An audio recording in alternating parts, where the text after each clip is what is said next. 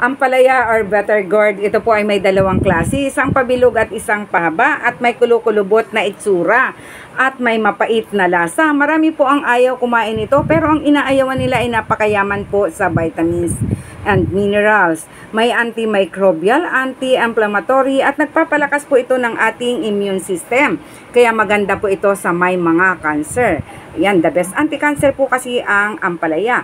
The best din po ito sa may mga diabetes, nagpapababa po ito ng sugar. Ganon din sa mga matataas ang cholesterol, the best din po ito.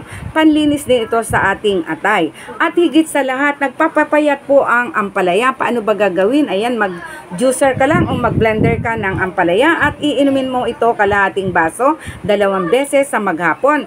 Dahil mababa po ang calories nito, mababa ang fats at mababa rin ang carbohydrates. Kaya maganda po ito para sa gustong magpapayat. Nawa ang video ito ay nakatulong sa atin.